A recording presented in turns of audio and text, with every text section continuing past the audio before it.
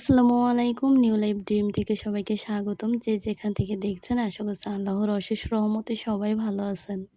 আলহামদুলিল্লাহ আমিও ভালো আছি। আমার যে সকল আপুরা ভিডিওটি দেখা শুরু করে দিয়েছেন ছোট্ট একটা লাইক দিয়ে ভিডিওটি কন্টিনিউ করবেন। আর যে সকল নতুন আপু ভাইয়েরা আজকেই আমার চ্যানেলটিকে ভিজিট করবেন, চাইলে আমার চ্যানেলটিকে সাবস্ক্রাইব করে পাশেই থাকতে পারেন। দেখতে কোনো একটি অংশ হয়তো ভালো লেগে যাবে। আর হ্যাঁ, কেউ স্পাম কমেন্ট করবেন না। ভিডিওর নিচে সবাই পাশে রইলাম, পাশে থাকবেন, বন্ধু হলাম এই ধরনের কমেন্ট হচ্ছে স্পাম কমেন্ট। এই কমেন্টগুলো আপনারা হচ্ছে কমিউনিটিতে করবেন, এইখানে করবেন না দয়া করে। যাই হোক, সকালে ডিম সেদ্ধ করে তারপরে হচ্ছে যে আমার শাশুড়িকে দিলাম। আর একটু ফল কেটে দিলাম। তারপরে হচ্ছে এই যে দুপুরের জন্য রান্নায় চলে আসছি। আজকে দুপুরে হচ্ছে ফলি মাছের কোপ্তা কারি করব সরিষা দিয়ে। তো সরিষা ছাড়াও করা যায়, তবে আমার কাছে সরিষা দিয়ে বেশি ভালো লাগে। তো ওই জন্য মাছটা হচ্ছে হালকাভাবে একটু থেতো করে নিয়েছি। আর এখন এই যে কাটা ছাড়িয়ে তারপরে একটা চামিচের সাহায্যে মাছগুলো বের করে নেব। আমরা যারা হচ্ছে এই যে ইউটিউবে কাজ শুরু করেছে কিংবা হচ্ছে যারা সিনিয়র আছেন, প্রত্যেকেরই কিন্তু এই জায়গাটা হচ্ছে ভালো লাগা, ভালোবাসার একটা জায়গা।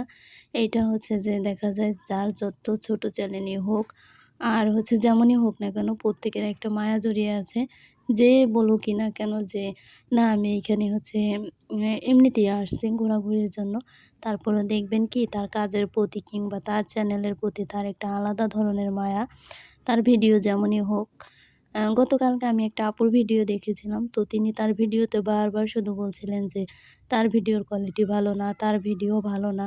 তো তখন আপুকে আমি বলছিলাম যে, "আপু কেন বারবার এই কথা আপনি বলছেন? আপনার ভিডিও থেকে তো আমার ভিডিও হচ্ছে আরো বেশি খারাপ হয়।" মাছটা ভালো করে থেতো করে নিয়ে ছাড়িয়ে তারপরে আমি ভালো করে কাটা বেছে নিয়েছি। আর ফলি মাছের কাটা কিন্তু ততটা একটা শক্ত না। একেবারে পাতলা কাটা। চাইলে কিন্তু হচ্ছে যদি মনে হয় যে কাটা আছে তো বাটাও যেত, কিন্তু আমি বাটিনি।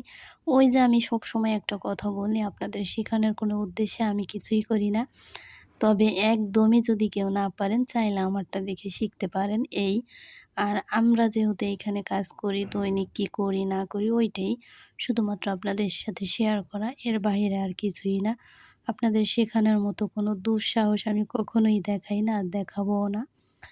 এরপরে হচ্ছে ওই যে তেতো করে নেওয়া মাছটা আমি ভালো করে ধনিয়া গুঁড়া, তারপরে হচ্ছে লবণ, হলুদের গুঁড়া, মরিচের গুঁড়া, আদা রসুন বাটা দিয়ে মেখে নিয়েছি আর সামান্য পরিমাণে তেল দিছি।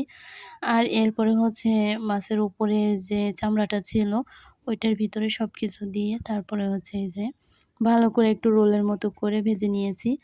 আমি ভেবেছিলাম যে হয়তোবা ছুটে যাবে, পরে দেখি না শক্ত হয়েছে, তো ভালোই হয়েছে। এরপরে হচ্ছে আমি যে সরিষা বেটে নিয়েছিলাম আর পেঁয়াজ ওইটা দিয়ে দিলাম।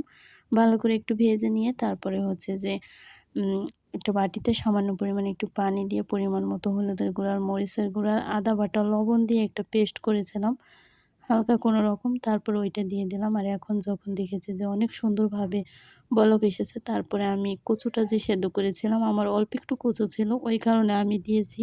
চাইলে কিন্তু কোপ্তার সাথে আলুও দেওয়া যায়। তবে আমাদের কচুটা অনেক বেশি প্রিয়, ওই কারণে আমি কচুটা দিয়ে দিয়েছি। আর এরপরে এই যে মাছটা দিয়ে আমার রান্না শেষ। তো কেমন হয়েছে অবশ্যই কমেন্ট করে জানাবেন। আপনাদেরকে শিখাতে পারি কিংবা না পারি, কিন্তু কমেন্টে সুন্দর কিছু শোনার অধিকার তো আমার আছে।